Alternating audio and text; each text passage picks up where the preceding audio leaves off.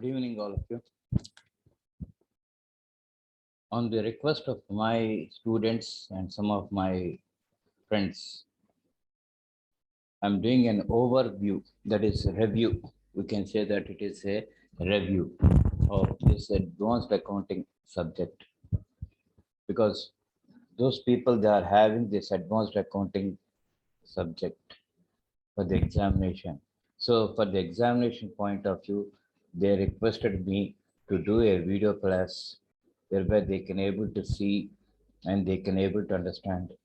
Okay, whatever I just say.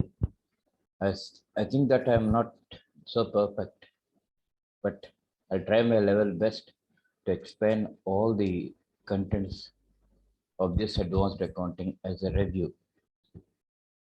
In advanced accounting, we are having five topics, five chapters, five units. You can say five units. Okay, unit one, partnership accounts one. Unit two, partnership accounts two. And unit three, issue of shares, debentures. That is the third unit. And after that, fourth unit is okay, company final accounts. That is how to prepare the company final accounts. And the last one is valuation of goodwill and shares, valuation of shares. These are the five units that we come across for this advanced accounting subject, which are going to be written in the coming days. Okay, so I'm giving a review of this topics.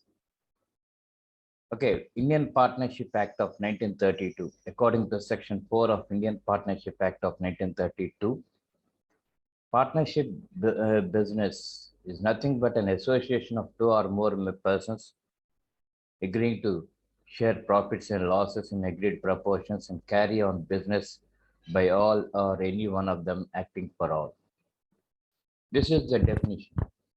And after that, we'll have some features, we'll have types of partners, we have advantages of partnership business, disadvantages of partnership business, all these things. Okay, the theory part will come. Okay, when you go for this partnership business, okay, this is the third form of business organization. This is the third form of business organization. Okay, first one is sole trade business. Second one is HUF, that is Hindu Undivided Family or Joint Hindu Family. And the third one is partnership business. And why partnership business came into existence?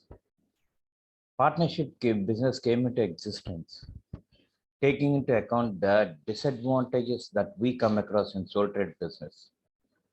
In sole trade business, we'll come across only one man, that is one man show. He has to bring the capital amount and he has to work out all the things and he has to see, he has to maintain the accounts, he has to prepare the various books and he has to look after whether he got profit amount or loss amount. So it is nothing but a cumbersome job for that person. So what happened is, in order to procure more capital,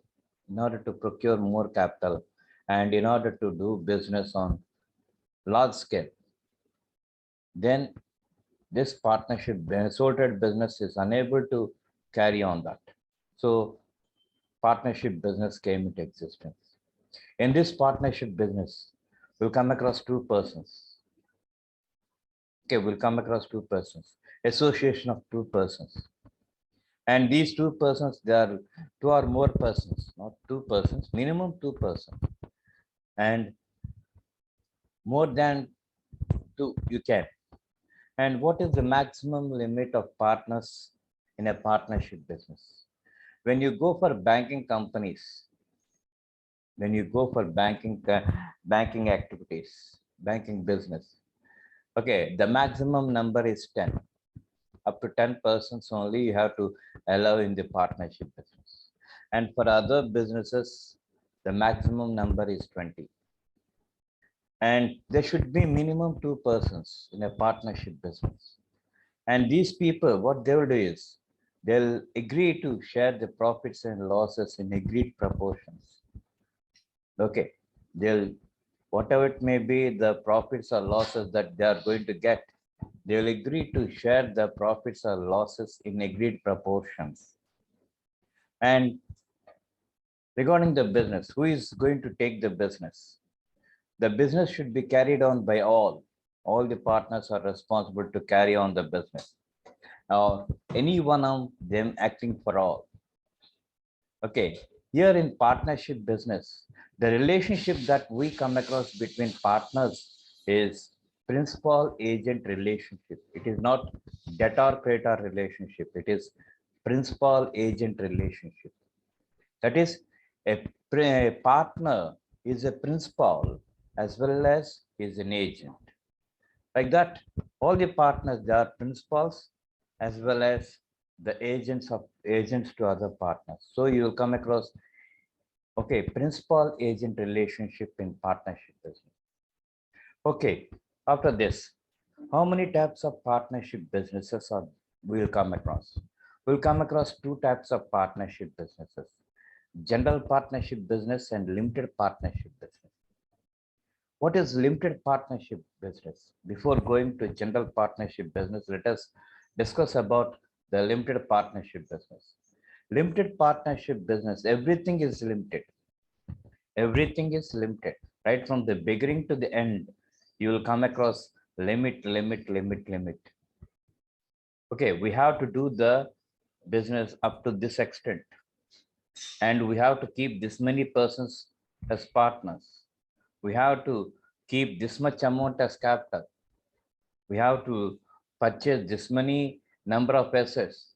We have to take this many number of liabilities. Like that, you will come across limitation in all the aspects, right from the beginning to the end. So that type of business, we'll call that thing as limited partnership business. And in general partnership business, you won't come across any limitation. But in general partnership business also, okay, at present, when you take into account the practicality, you'll come across, okay, partnership at will, partnership business at will.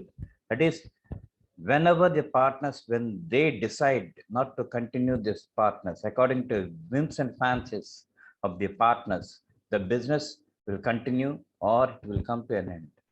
So, willful partnership business.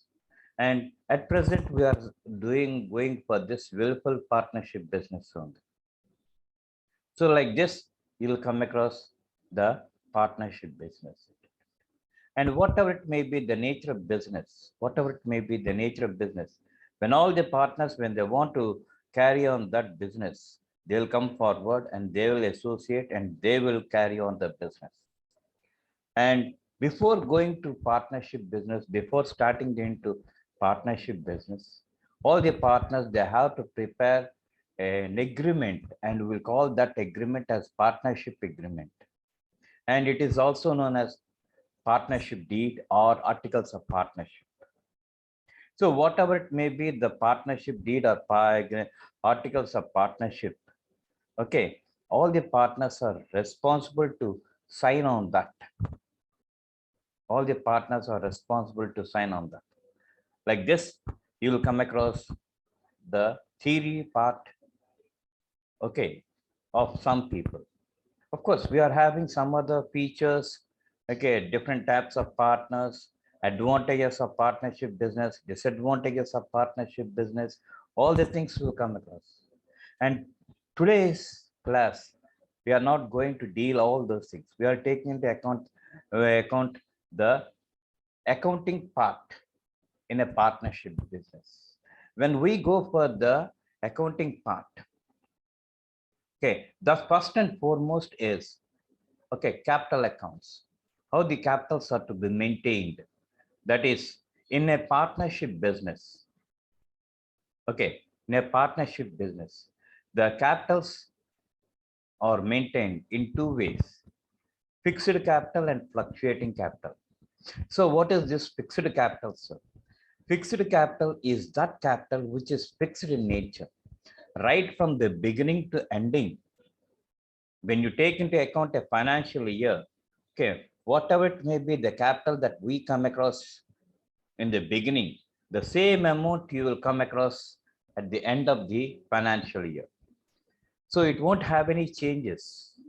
It is not subjected to any changes. So that's why we'll call that thing as fixed capital. So when you are telling about the capital is fixed, what about the other adjustments, sir? Yes, all the other adjustments you have to transfer to a separate account known as, okay, current account, partner's current account. And when we have to prepare the capital accounts, when we have to prepare the capital accounts. Okay, before going to this, I want to explain the other thing also, fluctuating capital method. So there, the opening capital and the closing capital, they are not one the same. They'll fluctuate, they'll change. Whatever it may be, the capital that you see in the beginning of the year, and whatever it may be, the capital that you come across at the end of the year, they are different. They will change. Why? Why? What is the necessity? Because every adjustments regarding the partners, we have to transfer to the capital account. That's why sometimes the capital amount will increase and sometimes the capital amount will decrease. These are the various changes or adjustments that we come across to the capital account. So we'll call that thing as fluctuating capital. So I explained you about fixed capital and fluctuating capital. Now, before going to this fluctuating capitals on fixed capitals, when we have to prepare this fixed capital and fluctuating capital, okay, that is the biggest doubt of all the people. Before preparation of capital accounts, all the people, they must understand that we have to prepare a separate account known as profit and loss appropriation account. Okay, so why we have to prepare this profit and loss appropriation account? Because we are preparing the trading account, profit and loss account. And you're telling that we have to prepare profit and loss appropriation account. Why? What is the necessity? See, when you go for trading account and profit and loss account, you'll come across net profit. No doubt. No doubt in that. But it takes into account completely the trading activity. Okay, it will take into account only the trading activity. That is, from business point of view, it will take into account. Okay, but it won't take into account the individual point of view. So that's why we have to take into account, the profit and loss appropriation account. And in this profit and loss account, whatever it may be, the adjustments that we come across to an individual partner, we have to take into account that. And what are the various adjustments that we come across? First thing is interest on capital. Okay, the partners, they'll keep the capital amount in the business and they have to keep that. Okay, they have no right to take away the capitals from the business as in when they require. So they have to keep that. For that purpose, they must be given some reward. They must be given some reward. And the business, they will take that. They will take that and they will give a reward to the individual partner. And one more important thing that you have to consider is when you go for partnership business, you have to consider, even though you are a partner, you have to consider that I am different and my business is different. When you say that I and my business are same, one the same, it is highly impossible for you to find out what is the net profit that you derive from the business. That's why even though it is your partnership business, even though it is your business, you have to consider the business as a separate person and you as a separate individual. Then only you will come to understand what is the profit that I'm getting, what is the loss that I'm incurring from the business. So that is most essential. So when you are taking these variations that I'm different and my business is different, automatically the business, when it is taking the capital from the individual person, okay, and when it is keeping the capital in with it, okay, it has to give some reward to the individual. So that reward that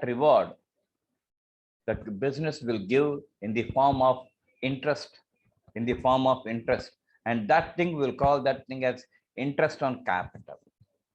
Okay, that is the first thing that we come across, and this belongs to the individual partner only. Now, when a partner, when he's working in the business, he must be given some salary. Okay, he must be given from some salary. So that salary, whatever a partner is getting, we have to take that.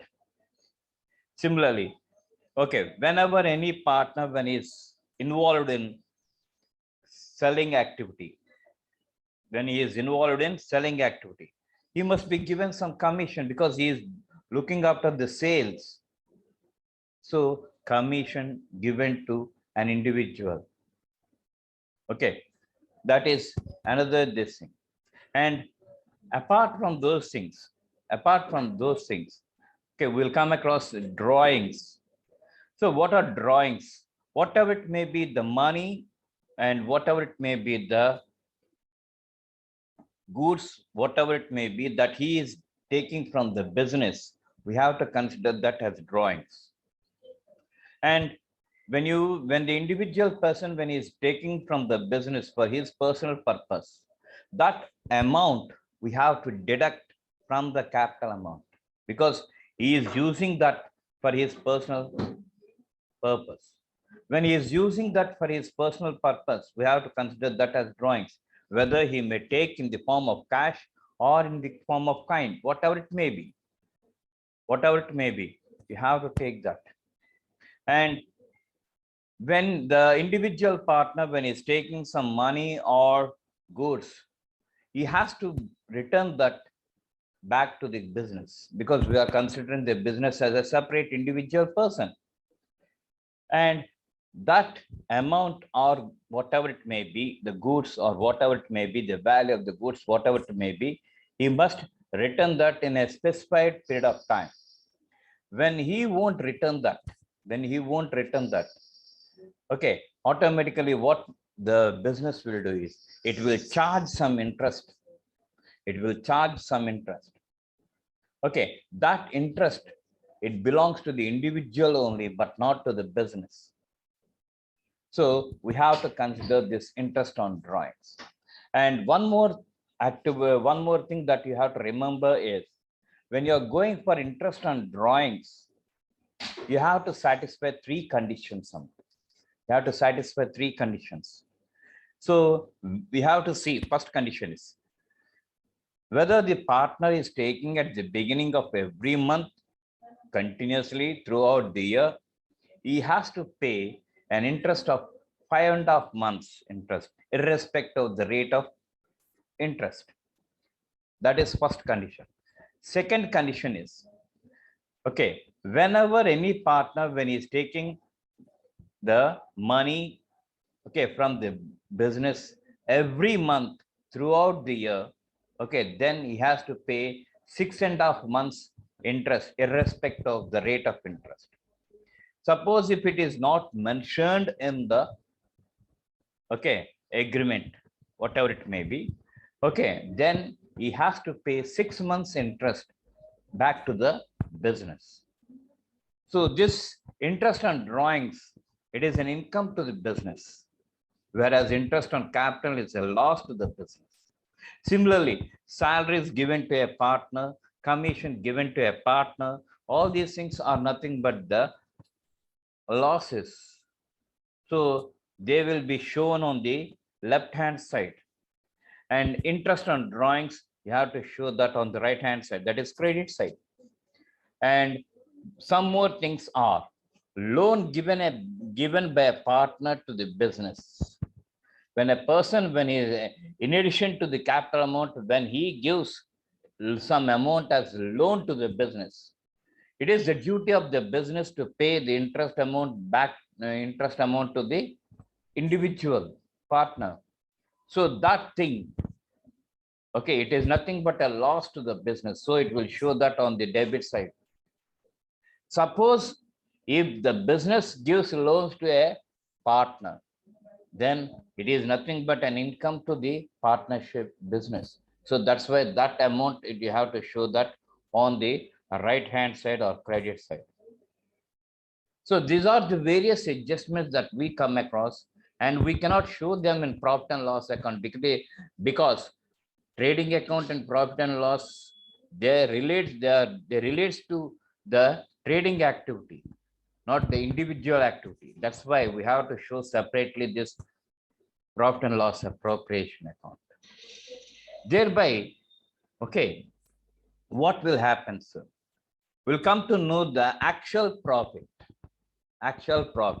And this actual profit, they have to share in their ratios, in their agreed proportions.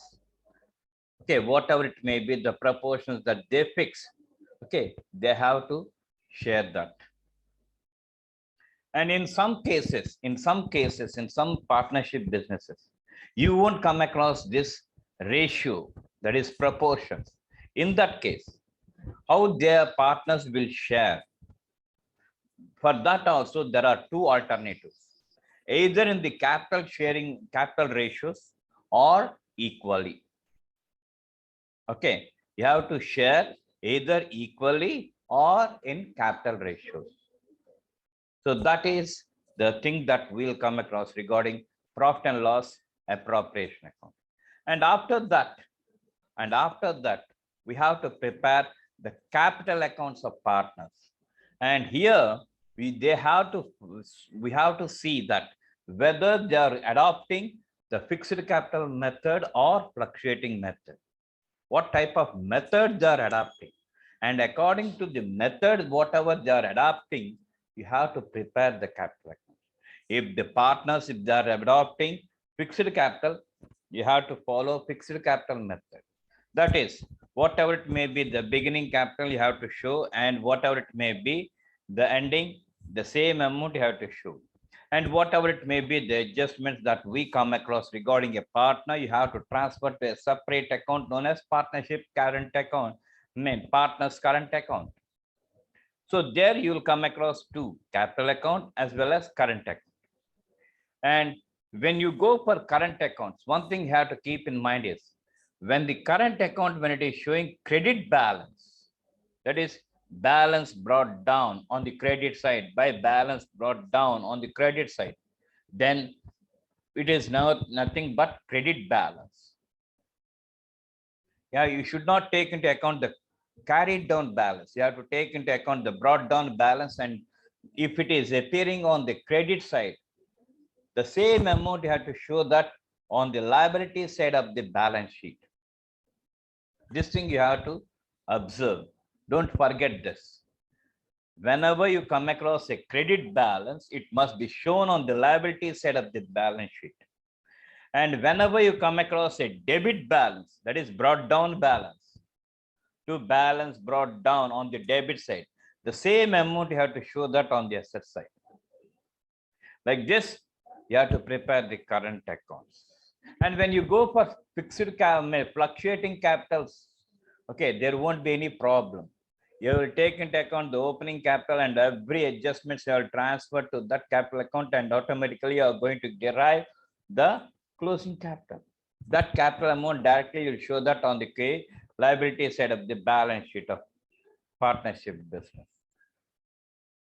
So preparation of capital accounts is compulsory, and every person, they have to follow this. Okay, now after this, we'll go for the admission of a partner, retirement of a partner, and death of a partner. So what is this retirement of admission of a partner? When the partnership business, when it is not having enough money, and in order to procure additional amount, they have to allow a person to enter into their business. When a new person, when he's entering into the business, we'll call that thing as admission of a partner. Here, people, they must be very cautious. They must be very cautious. When you're allowing a person into your business, means you have to give some share. You have to give him some share. Then only he will come and he will invest in your business. If you're not going to give any share, he's not going to invest in your business. So mind it that when we are going for this admission of a partner, you have to give him some share. And when you are sharing, you have to lose. See the peculiarity. You have to lose. Unless otherwise you won't lose. You won't give him the new partner a share. So here sacrificing ratio will come into picture. Sacrificing ratio. Okay, for example, if you take an apple and if you want to eat, you will eat the complete apple. Suppose if your friend is there, what you will do is you will divide that into two equal parts and you will give one half to your friend and you will take another half. Okay, when you are going to divide that, two more friends they came. So what you have to do is, again, you have to share that. You have to divide that. So it means that your friend is, she is sacrificing, he or she is sacrificing, and you yourself, you are sacrificing. Unless otherwise, the other two friends, they won't get any share. So in the same way, you have to sacrifice. Then only the incoming partner is going to get his share. So one thing you have to keep in your mind is sacrificing ratio. So how the sacrificing ratio will come? Old ratio minus new ratio. Old ratio minus new ratio. This is how you will come across. And after sacrificing ratio, okay, you have to find out the new ratio. How you are going to find out the new ratio? Okay, suppose if you are giving 1/5 share. So what you have to do is, you have to take into account the total profit as 1. From that, you have to deduct the incoming partner's share. So you will come across the remainder. In that remainder, what is your share? You have to look after that. Thereby, what is happening is you are going to derive a new profit sharing ratio. These things you must be very cautious when you are going for admission of a partner. Now, after this, goodwill. What is this, sir? Name and fame of a business or reputation of a business. And mind it that this goodwill, it is completely an intangible asset. So what is an intangible asset? Intangible asset is that asset which you cannot see with your naked eye, but you can feel. So that is nothing but intangible asset. So even though it is an intangible asset, people, they have to take into account the goodwill. Why? Because when you are not having this goodwill, you cannot run the show and you are not in a position to know the profit amount or loss amount, how much you are going to get. So goodwill is compulsory. And when you are going to treat the goodwill, okay, mind it, this is only a treatment of goodwill. It is not a valuation of goodwill. Valuation of goodwill is entirely different.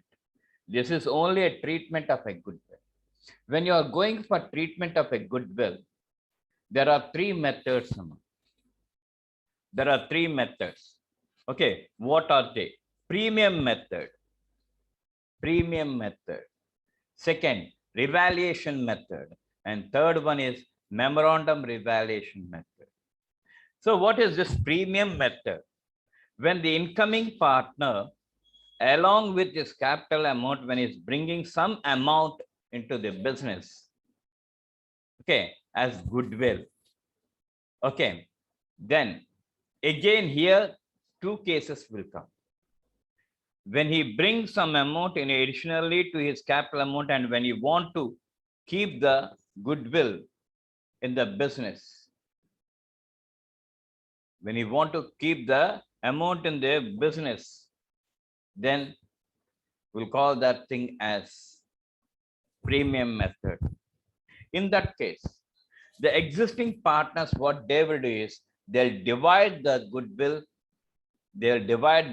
among themselves. And the goodwill, it will retain in the business. See the peculiarity. The goodwill, it will remain in the business. Okay. Now, the second one in premium method is whatever it may be the amount that was brought in by the incoming partner in the form of cash for goodwill, the same amount immediately they will withdraw that. They will withdraw that. That is the existing partners, they will withdraw the amount.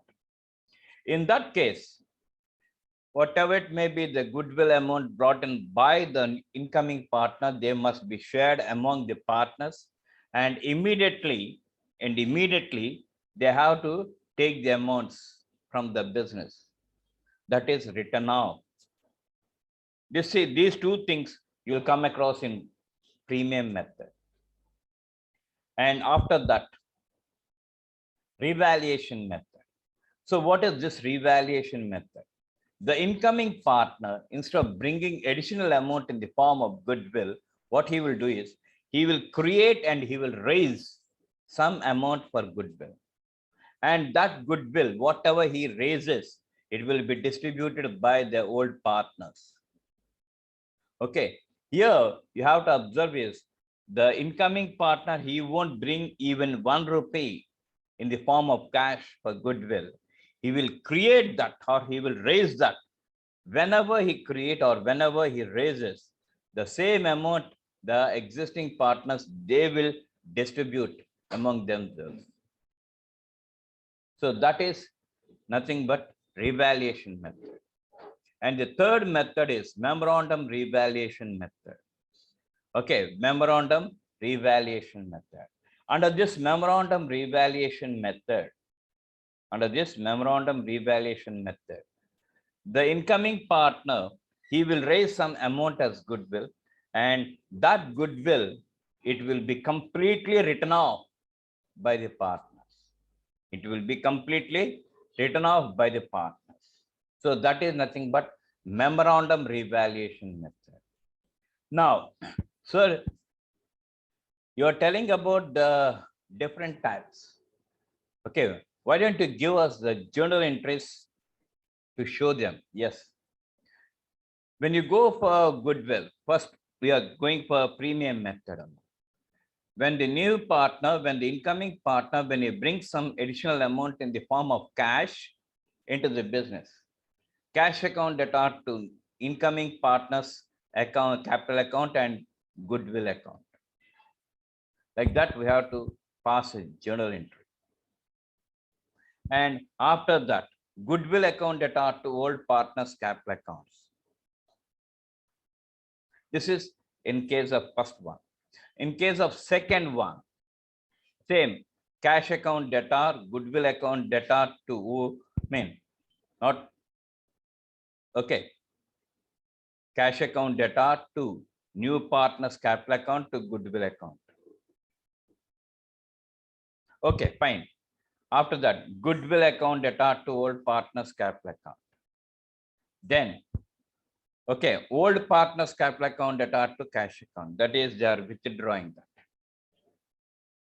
That is, they are withdrawing that.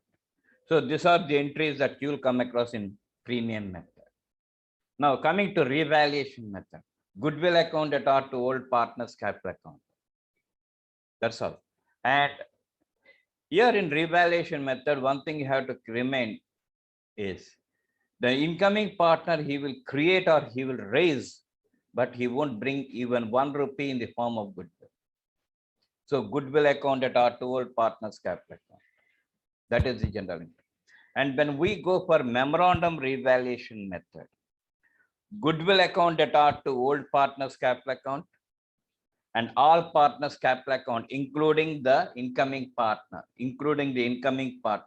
all partners capital account debtor to goodwill account. So it means that whatever it may be, the raised goodwill amount, it was completely written off among all the partners in their new profit sharing ratio. This is the third one. And another thing is revaluation of assets and liabilities. Okay, revaluation of assets and liabilities. This is compulsory when you go for admission of a partner, retirement of a partner, and death of a partner. When, for this, I'm going to give an example. If you take a pond of water, when it is peaceful, when there is no disturbance from any person or anything, okay, it will be smooth. And if you throw a stone into that, automatically you'll come across a disturbance and small waves will come. In the same way, in the same way, when you are allowing a person into the business, the values of assets and liabilities also they will change. And it is compulsory when you have to take the values of the assets and liabilities. So where they will change in the market, the market value of the assets and liabilities will change. Some assets values may increase and some assets values may decrease. Some liabilities values may increase and some liabilities values may decrease. So whatever it may be, the changes that we come across, we have to transfer to a separate account known as revaluation account. Okay, mind it, only the changes only have to transfer to revaluation account, not the original values or the new values. Only the changes that you come across between the original value and the new value, that change only have to transfer. And when an asset value increases, asset account data to revaluation account, that is the general entry. When an asset value decreases, revaluation account data to asset account. Okay, next, similarly, liabilities. When the liability increases, it is nothing but a loss to the business. So revaluation account data to liability. When a liability decreases, it is nothing but an income. Okay, so particular liability account data to revaluation account. Like this, you have to pass the general entries, and whatever it may be the difference, you have to consider that as profit or loss, and the same profit or loss you have to distribute among the partners, okay, among the old partners in their old profit sharing ratio. You may ask me, so why you are not taking the new partner? The new partner is just coming. He didn't be there for 1 year. So we have to transfer the profit amount or loss amount to the old partners only in their old profit sharing ratio. So when there is profit, revaluation account that are to old partners capital accounts. When there is loss, old partners capital account that are to revaluation account. Like this you will come. And some people, okay, they don't want to keep the changes. They don't want to show the changes in the partner and revaluation account. Then what they have to do? They have to prepare a memorandum revaluation account. Whenever the partners, when they don't want to bring any change to the assets and liabilities, then they have to prepare memorandum revaluation account. So what is this memorandum revaluation account? Memorandum revaluation account is nothing but an extension for revaluation account. Is nothing but an extension for revaluation account. First of all, you have to prepare revaluation account as usual. Then, when you are going for memorandum revaluation account, whatever it may be, the debit side items of revaluation, you have to show them on the credit side. And whatever it may be, the credit side items, you have to show them on the debit side. Thereby, what will happen is the changes that we come across in the assets values as well as liabilities values will be nullified. And whatever it may be, the original values, you will come across the same original values. And one more thing you have to understand here is, here, one thing only it will be affected. That is nothing but capital accounts. Capital accounts. So by going for capital accounts, automatically you'll come across a difference in the cash account also. So only these two things only you will come across changes, but remaining things, they will be as it is, okay, at the same book values. This is how you'll come across Okay, memorandum revaluation account. And when you will come across this memorandum revaluation account, when the partners, when they don't want to bring any change in the assets values or liabilities values, this will come. Okay, fine. Now, this thing. Okay, what is that? Goodwill is over. Revaluation of assets and liabilities are over. And the next one is distribution of accumulated profits or losses. Whatever it may be, the accumulated profits or losses before admission of a partner, they must be shared among the old partners. They must be shared among the old partners. There is no necessity for you to give any amount to the incoming partner.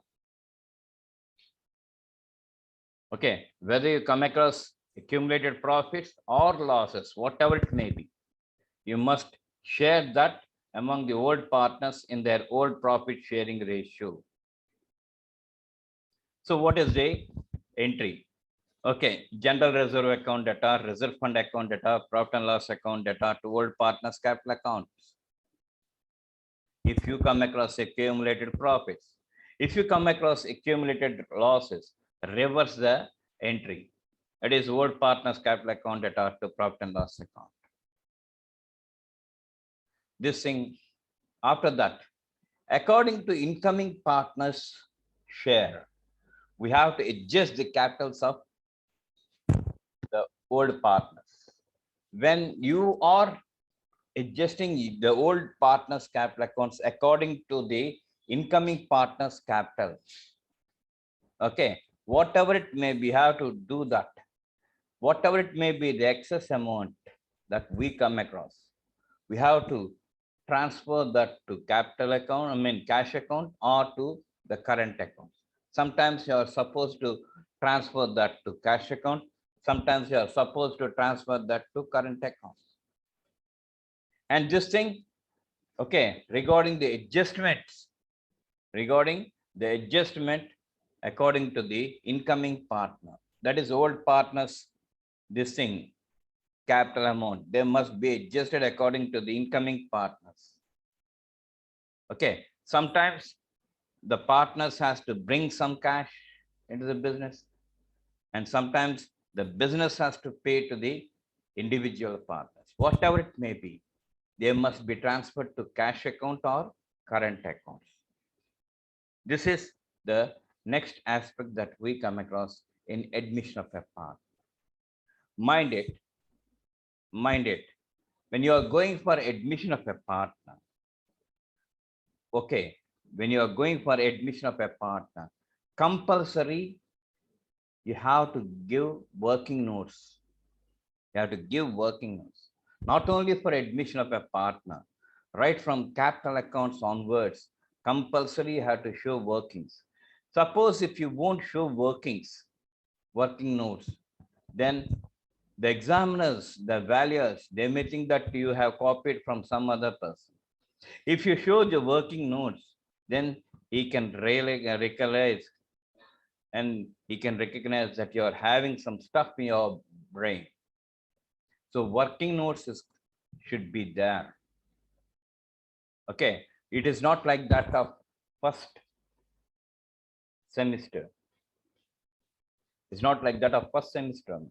You have to give the working notes compulsory when you are going for advanced accounting. Not only this advanced accounting, when you go for corporate accounting, there also you are supposed to give the working notes first. Then people, they will understand that, oh, this man is having some stuff in his brain. So with that only is giving the working notes. Okay, so like this. And after admission of a partner, you'll come across retirement of a partner. Retirement of a partner, in retirement of a partner, when the partner, when he is not interested in the business to carry on, he will retire. And when he attains the retirement age, then also he will retire. And the third one is whenever he wants to establish his own business, then also he has to retire, he will retire from the business. And before retirement, he has to inform that to the existing partners. And when the existing partners, when they agree, then only the partner can be in a position to retire. For example, A, B, C are there. Here B wants to retire from the business. So he has to inform to A and C that I want to retire from the business and I want to take rest. I don't want to continue in the partnership business, or have reached their retirement stage, retirement age. So that's why I want to go away, or I want to start my own business. That's why I don't want to stay in your partnership business. Whatever it may be the reason, he has to inform that to the existing partners. And when the existing partners, when they agree, then only he can retire from the business. In retirement of a business also, you will come across one important ratio as that of admission of a partner. There you will come across sacrificing ratio, but here you will come across gaining ratio. That is, the outgoing partner share also, it will be shared, it will be distributed among the existing partner. And one more thing you have to keep in your mind is, okay, when you go your partnership deed, you have to mention this clause, because according to Indian Partnership Act of 1932, whenever any partner, when he retires or when he expires, when he becomes insolvent or when he becomes insane, the partnership business will must come to an end. Like that, there is a provision or there is a condition over there in Indian Partnership Act. But when you are going to write this partnership deed, you have to mention this clause. Whenever any partner, when he retires or when he expires and when he becomes insolvent or when he becomes insane, the remaining partners can continue the business. Like that, you have to keep a clause. Then only you can carry on your business. Otherwise, okay, you have to close the partnership. You have to close the partnership. This is the thing that we must come across. Okay. I'll tell you the things, and after that, I'll go in practical life. Okay. So in retirement, the partner will go away from the business, and whatever it may be, the share of that partner, it will be distributed by the existing partners.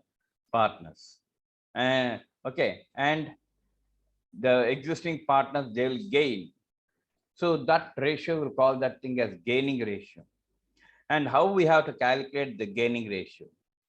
The gaining ratio is equal to new ratio minus old ratio. In sacrificing ratio, old ratio minus new ratio. This is just reverse to that. New ratio minus old ratio. Like this, we come across. And remaining portion, I will continue tomorrow. Until then, have a nice day. Thank you.